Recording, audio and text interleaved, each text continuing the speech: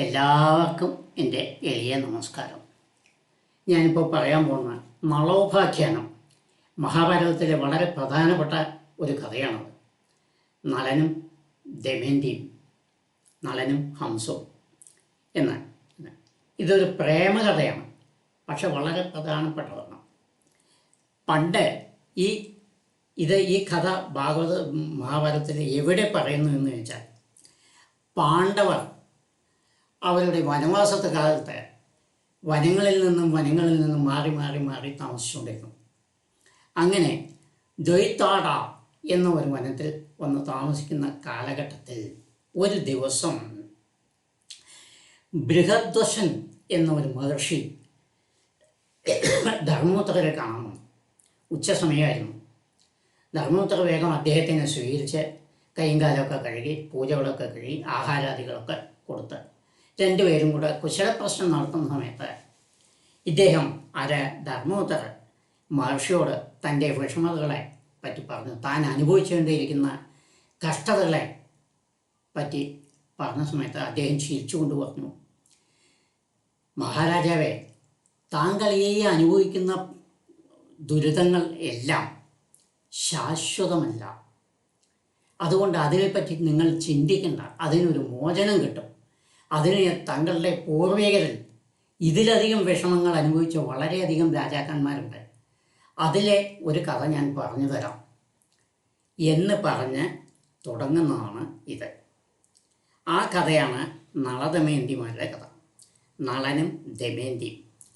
പണ്ട് നിഷാദ രാജ്യത്ത് നളൻ എന്നൊരു മഹാരാജാവുണ്ടായിരുന്നു. വളരെ ചെറുപ്പക്കാരനും സുന്ദരനും പരാക്രമിയും ദാനശീലനും എല്ലാം അടങ്ങിയ ഒരു രാജാവുണ്ടായിരുന്നു. അദ്ദേഹം വിദർഭ രാജ്യത്തെ ഭീമരാജാവിൻ്റെ പുത്രി ദമയന്തിയുമായി പ്രണയമുണ്ടായി. ഒരു ഹംസം മുഖാന്തരമാണ് ഈ പ്രണയം ഉണ്ടായത്. അത് ഒരു വലിയ കഥയാണ്, അത് നമുക്ക് കിടക്കണ്ട. എങ്ങനെയായാലും അദ്ദേഹം ദമയന്തിയെ വിവാഹം കഴിക്കാൻ തീരുമാനിച്ചു. അങ്ങനെ ഭീമരാജാവ് എന്ത് ചെയ്യിച്ചു? ദമയന്തിക്ക് സ്വയംവരം നിശ്ചയിച്ചു. അതായത് പണ്ട് കാലങ്ങളിൽ എന്തായിരുന്നു വെച്ചാൽ, എല്ലാ സ്ഥലത്തുമല്ല, ചില രാജാക്കന്മാർ പുത്രികളെ സ്വയംവരം കഴിച്ചിരുന്നു. അതായത് കല്യാണ പന്തലുകളൊക്കെ ഉറക്കും. എന്നിട്ട് ഈ വധുവിൻ്റെ കയ്യിൽ ഒരു മാല കൊടുക്കും.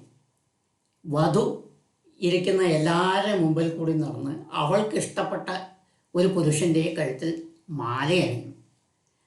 ആ നിമിഷം മുതൽ അദ്ദേഹമാണ് അവളുടെ ഭർത്താവ് അല്ലെങ്കിൽ വരൻ.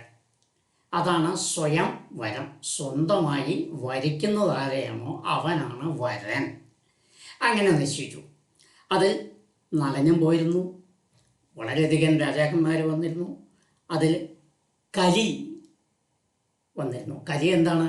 മനുഷ്യനിൽ കഷ്ടകാലത്തിൻ്റെ രാജാവ് എന്ന് മനസ്സിലാക്കിയാൽ മതി. കലി ബാധിച്ചു കഴിഞ്ഞാൽ കഷ്ടകാലം വന്നു. അപ്പോൾ കലിയും വന്നിരുന്നു. ഋതുവർണ്ണനല്ല, ഞാൻ പ്രത്യേകം പറയാം. ഋതുവർണ്ണൻ വേറെ രാജാവുണ്ട്. ഋതുപർണ്ണൻ അയോധ്യ രാജാവായിരുന്നു അദ്ദേഹം. അദ്ദേഹവും അവിടെ വന്നിരുന്നു. അവിടെ സ്വയംവരത്തിൽ വെച്ച് ഇവൾ ദമയന്തി ഇങ്ങനെ നളൻ്റെ കഴുത്തിൽ മാലയിട്ടു. അങ്ങനെ വരിച്ചു. നളയ ദമ്പതിമാരായി. അവർ അങ്ങനെ രാജ്യത്തേക്ക് കൊണ്ടുപോയി, നിഷാദ രാജ്യത്തേക്ക് കൊണ്ടുപോയി. അങ്ങനെ ഇരിക്കുന്നു. അപ്പോൾ ഈ കലിക്ക് ഈ ദമയന്തിയെ എങ്ങനെയെങ്കിലും വിവാഹം കഴിക്കണമെന്നൊരു ആഗ്രഹം ഉണ്ടായിരുന്നു. പക്ഷേ അത് സാധിച്ചില്ല. ആ നിമിഷം മുതൽ കലിക്ക് എങ്ങനെയെങ്കിലും ഈ ദമ്പതിമാരെ പിരിക്കണം, അല്ലെങ്കിൽ നളനെ വിഷമിപ്പിക്കണം എന്നൊരാഗ്രഹം ഉണ്ടായിരുന്നു. പക്ഷേ അത് നേരിട്ട് സാധിക്കില്ല. കാരണം കലിക്ക് ഇരിക്കാൻ ചില സ്ഥലങ്ങളുണ്ട്. ആ സ്ഥലത്തെ ഇരിക്കുക പണ്ട് കൊടുത്തിട്ടാണല്ലോ. അതായത് ചൂതുകളി, മധ്യവർത്തി, വൈശ്യാവർത്തികൾ, അടിച്ചു തളിക്കാത്ത വീട്, സ്വർണം, ഇങ്ങനെ ചില സ്ഥലങ്ങളിൽ മാത്രമേ കളിക്കിരിക്കാൻ പറ്റുള്ളൂ. ഇവിടെയാണെങ്കിൽ അതൊന്നുമില്ലായിരുന്നു. അടിച്ചുപൊളിയൊക്കെ വൃത്തിയായിട്ടുണ്ട്. ചൂതുകളിയില്ല, സ്വർണത്തിൽ ആഗ്രഹമില്ല, ഇങ്ങനത്തെ സ്ഥലം. അപ്പം എങ്ങനെയെങ്കിലും കലി ബാധിക്കണം എന്ന് വിചാരിച്ച് എന്ത് ചെയ്തു? ഇങ്ങനെ ആലോചിച്ച സമയത്ത് ഈ ഇദ്ദേഹത്തിന് ഒരു പുഷ്കരൻ എന്നൊരു സഹോദരൻ ഉണ്ടായിരുന്നു. ആർക്ക്? നളന് പുഷ്കരൻ എന്നൊരു സഹോദരൻ ഉണ്ടായിരുന്നു.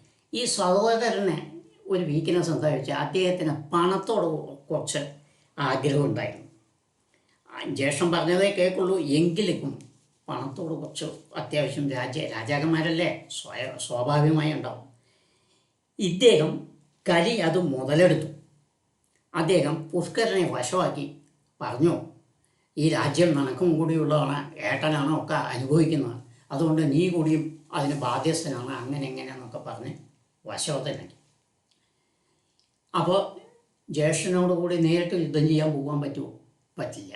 അപ്പോൾ അതിനെന്താ മാർഗം അതാലോചിച്ചു. അപ്പോൾ കലി തന്നെ അതിനൊരു മാർഗം പറഞ്ഞു കൊടുത്തു. എന്താ? ചൂത് കളിക്കുക, ജ്യേഷ്ഠനെ വിളിക്കുക. അങ്ങനെ പണ്ട് കാലത്ത് അങ്ങനെ ഒരു സമ്പ്രദായം ഉണ്ടായിരുന്നു. രാജാക്കന്മാർക്ക് ചൂത് കളിക്കുക, അവർക്കൊരു നേർപോക്കമാണ്. ആ ചൂതുകളിൽ പല സ്ഥലത്തും വിഷമങ്ങൾ ഉണ്ടാക്കിയിട്ടുണ്ട്, അത് നമുക്കറിയാം. അപ്പോൾ ചൂത് കളിക്കുക ജ്യേഷ്ഠനെ വിളിച്ച സമയത്ത് നളൻ തയ്യാറായി. ഈ ചൂത് കളിക്കുന്ന സമയത്ത് ബെറ്റ് വയ്ക്കലാണല്ലോ, ഇന്നത്തെ ഇംഗ്ലീഷ് ഭാഷയിൽ പറഞ്ഞാൽ ബെറ്റ് വയ്ക്കൽ. ബെറ്റ് വയ്ക്കുമ്പോൾ ഈ ഭാഗത്തുനിന്നും കുറച്ച് എന്തെങ്കിലും വയ്ക്കണം, ആ ഭാഗത്തുനിന്നും ഉള്ള ആളും വയ്ക്കണം. അപ്പം നളൻ തൻ്റെ രാജ്യം മുഴുവൻ പണയപ്പെടുത്തി. ഇനി പുഷ്കരന് എന്താ പണയം വയ്ക്കാൻ അയാൾക്കൊന്നുമില്ല. അപ്പോൾ കലിയാണല്ലോ ഇത് ഏർപ്പാട് ചെയ്തിരിക്കുന്നത്. അപ്പോൾ കലി തന്നെ തൻ്റെ സ്നേഹിതനായ ദ്വാപരൻ എന്നൊരു സ്നേഹിതനുണ്ട്. അയാളെ ഒരു വലിയൊരു കാളയുടെ വേഷത്തിൽ ഉണ്ടാക്കി പണയം വെച്ചു. അങ്ങനെ രണ്ടുപേരും കൂടി ചൂത് കളി ഗംഭീരമായി നടന്നു. കള്ളച്ചൂത് കളി കളിച്ച് പുഷ്കരൻ ജയിച്ചു, നളൻ തോറ്റു. ഈ നിമിഷം തന്നെ കലി നളനെ അറ്റാക്ക് ചെയ്തു, നളൻ്റെ ശരീരത്തിൽ കയറി. അതായത് കഷ്ടകാലം എന്നർത്ഥം. ചുരുക്കത്തിൽ പറഞ്ഞാൽ കഷ്ടകാലം അദ്ദേഹത്തെ ബാധിച്ചു. അദ്ദേഹം ഉടനെ രാജ്യം വിട്ട് ദമയന്തി സമേതം ഭ്രാന്തനെ പോലെ നടക്കാൻ തുടങ്ങി. എല്ലാം നഷ്ടപ്പെട്ട് കഴിഞ്ഞു, ഇനി എന്താ ഉള്ളത്? ഇങ്ങനെ നടന്നു പോകുന്ന സമയത്ത് രാത്രിയായ സമയത്ത് ഒരു മരച്ചുവട്ടിൽ രണ്ടുപേരും കൂടി കിടന്നു. ഈ ദമ്പതികൾ കിടന്നു. അർദ്ധരാത്രിയായ സമയത്ത് ഇദ്ദേഹം ഭ്രാന്തനെ പോലെയാണ് കേട്ടോ നടക്കുന്നത്. കാരണം എല്ലാം നഷ്ടപ്പെട്ടു. അങ്ങനെ ആയ സമയത്ത് ഭ്രാന്തനെ പോലെയാണ് നടക്കുന്നത്. അർദ്ധരാത്രിയായ സമയത്ത് ഇദ്ദേഹം എന്ത് ചെയ്തിട്ട് ദമയന്തിയുടെ വസ്ത്രം, കിടന്നിരിക്കുന്ന വസ്ത്രം കുറച്ച് പിടിച്ചു വലിച്ചിട്ട് ഒരൊറ്റ പോക്ക് നടന്നുപോയി. ദമയന്തിക്കാണെങ്കിൽ ഇതറിയില്ല. അവർ രാവിലെ എണീറ്റ് നോക്കുന്നത് അർദ്ധനഗ്നയായി ഇരിക്കുകയാണ്, വസ്ത്രത്തിൻ്റെ പകുതി ഇല്ല. അവരുടനെ നിലവിളിച്ച 4 ഭാഗവും നോക്കി, എവിടെയും നളനെ കാണാനില്ല. അങ്ങനെ നടന്നു പോയ സമയത്ത് അപ്പോഴേക്കും എന്ത് ചെയ്തു? ഒരു മലമ്പാമ്പ് ഈ സ്ത്രീയെ, അതായത് ദമയന്തിയെ ആക്രമിക്കാൻ വേണ്ടി, മുഴുങ്ങാൻ വേണ്ടി വന്നു. ഇതുകൂടെ ആയ സമയത്ത് അവൾക്ക് പരിഭ്രമം ജാസ്തിയായി നിലവിളിച്ചു, അയ്യോ എന്നെ രക്ഷിക്കണേ, ആരെങ്കിലും വരണമെന്ന്. ഒരുപാട് നിലവിളിച്ച സമയത്ത്, കാട്ടുപ്രദേശമാണ് അത്, അവരിങ്ങനെ നടന്നു പോയിക്കൊണ്ടിരിക്കുന്നത്. ഒരു കാട്ടാളൻ അല്ലെങ്കിൽ വേടൻ എന്ത് വേണമെങ്കിൽ പറയാം, കാട്ടിൽ നിന്ന് ഈ ശബ്ദം കേട്ട് ഓടി വന്ന് ഈ മലമ്പാമ്പിനെ കൊന്ന് ഇവരെ രക്ഷിച്ചു.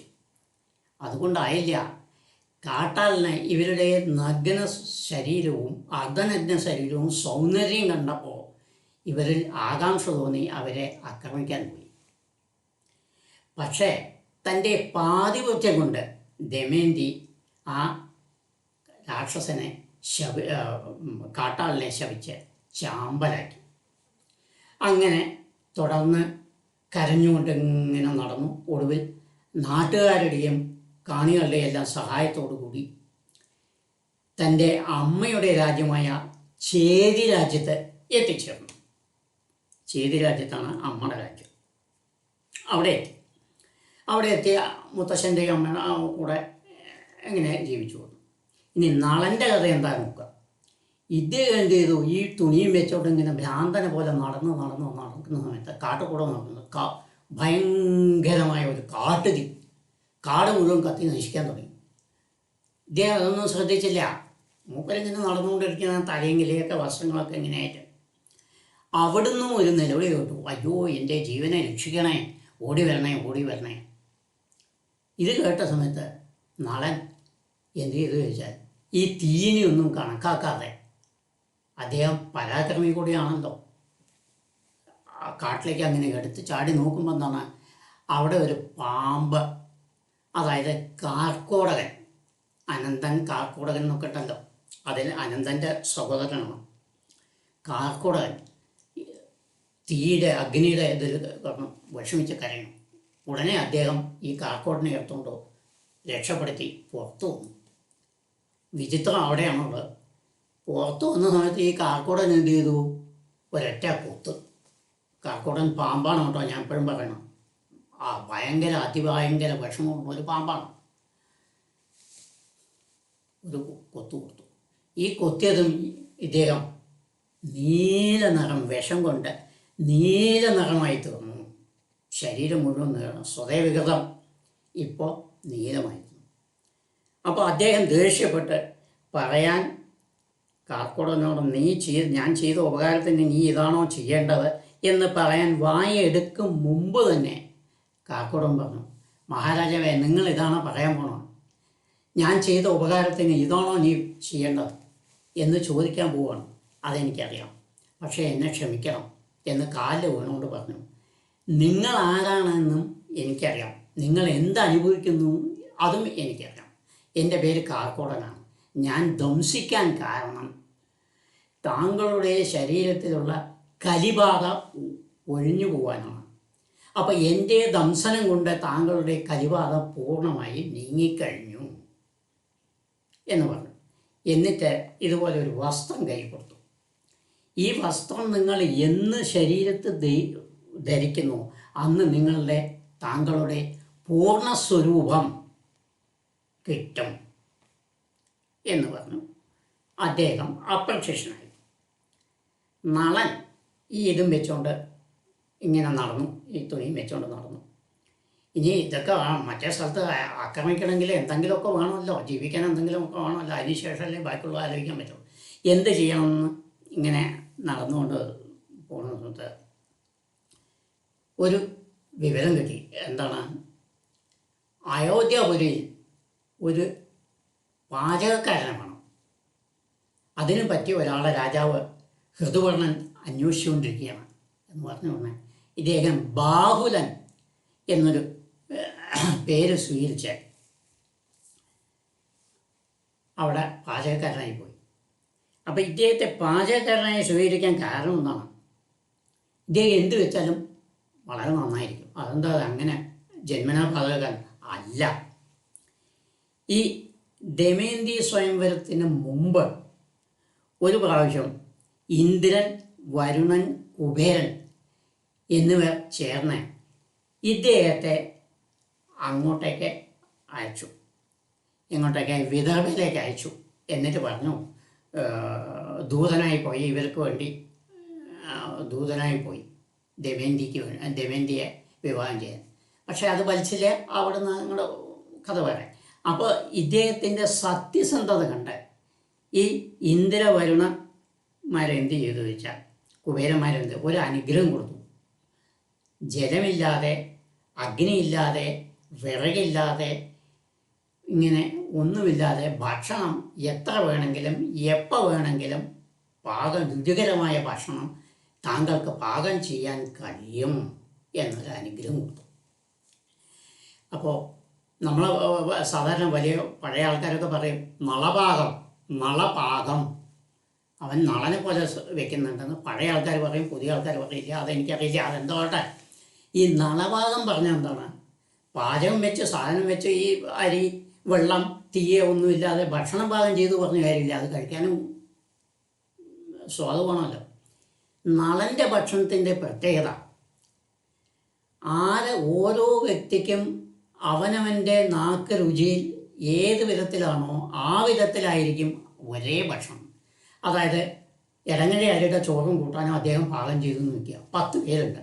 ഈ 10 പേരിൽ ചില ആൾക്ക് ഉപ്പ് കൂടുതൽ വേണം, ചില ആൾക്ക് മുളക് കൂടുതൽ വേണം, ചില ആൾക്ക് രണ്ടും വേണം. ഇങ്ങനെ പല രുചിക്കാരായിരിക്കും നമ്മൾ.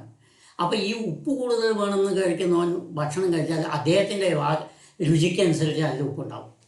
അതേ ഭക്ഷണം തന്നെ മുളക് മണം കഴിക്കുന്നവൻ കഴിച്ചാൽ അതിൽ മുളകുണ്ടാവും. അപ്പോൾ അങ്ങനെ ഒരു അനുഗ്രഹമുണ്ട് അങ്ങനെ. അപ്പോൾ അങ്ങനെ അദ്ദേഹം അവിടെ ബാഹുകൻ പാചകക്കാരനായി ഇങ്ങനെ കഴിയുന്നു. ഇനി ദമയന്തിയുടെ കാര്യം നോക്കുക.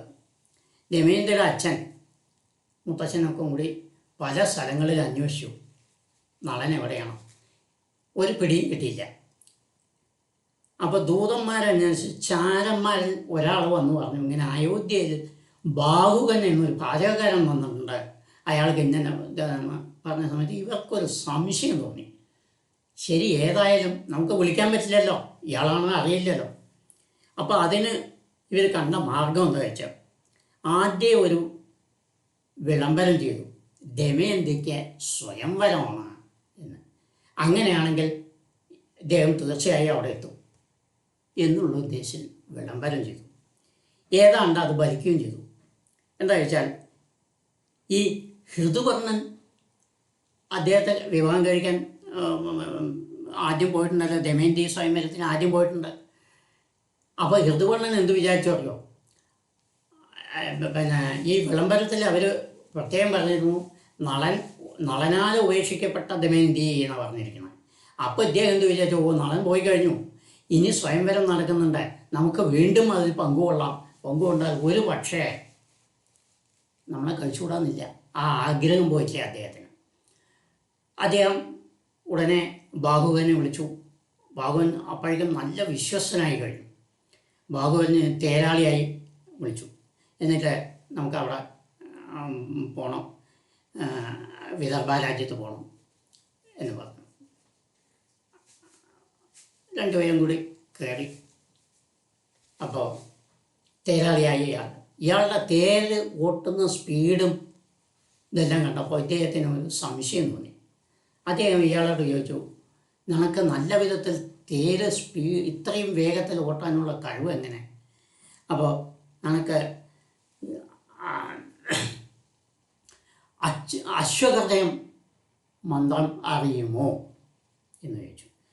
അശ്വഹൃദയം എന്ന് വെച്ചാൽ വായുവേഗത്തിൽ കുതിരയോ അല്ലെങ്കിൽ തേരിനെയോ ഓട്ടാനുള്ള കഴിവ്.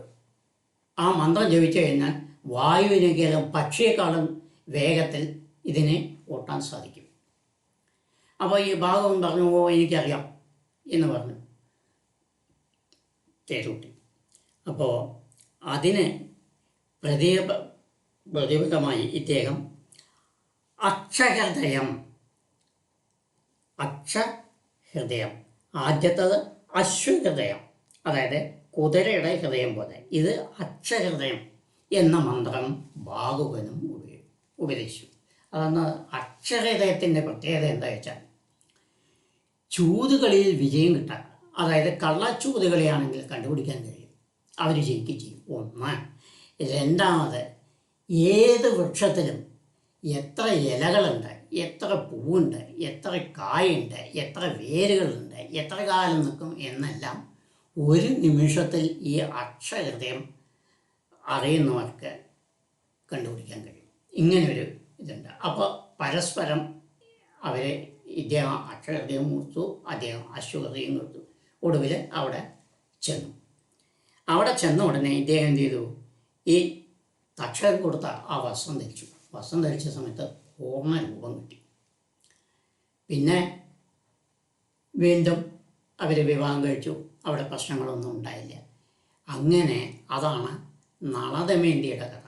ഇത് മഹാഭാരതത്തിൽ വളരെയധികം വിസ്തരിച്ച് പറഞ്ഞിട്ടുണ്ട്. വളരെയധികം ശാകുന്തളവും നളദമയന്തി കഥയും വളരെയധികം വിസ്തരിക്കപ്പെട്ട ഗ്രന്ഥമാണ് മഹാഭാരതം. അതാണ് നമ്മളിപ്പോൾ പറഞ്ഞത്. അങ്ങനെ നളനും ദമയന്തിയും ഒന്നായി.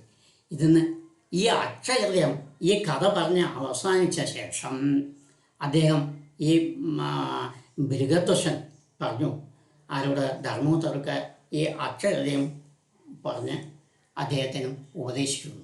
അപ്പോൾ അദ്ദേഹം പറഞ്ഞു, ഈ കഷ്ടങ്ങളൊന്നും ശാശ്വതമല്ല, ഈ കഥ കേട്ടാൽ നിങ്ങൾക്ക് മനസ്സിലാവും പറഞ്ഞിട്ടാണ് ഈ കഥ പറഞ്ഞ് അവസാനിപ്പിക്കുന്നത്. അത് കഴിഞ്ഞ് അക്ഷഹൃദയം പറഞ്ഞ് അദ്ദേഹത്തെ അനുഗ്രഹിച്ച് പോകുന്ന സമയത്ത് വീണ്ടും പറഞ്ഞു, ഈ കാണുന്ന വിഷമങ്ങളൊന്നും നിങ്ങളെ ബാധിക്കില്ല, ഇത് തികച്ചും താൽക്കാലികമാണ്, ഒട്ടും പരിഭ്രമിക്കേണ്ട എന്ന് പറഞ്ഞ് അനുഗ്രഹിച്ച് അദ്ദേഹത്തിന് എല്ലാ അനുഗ്രഹവും നൽകി അങ്ങനെ പോയി.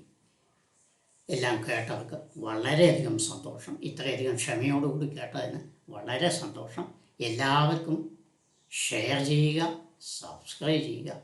നമസ്കാരം, നന്ദി.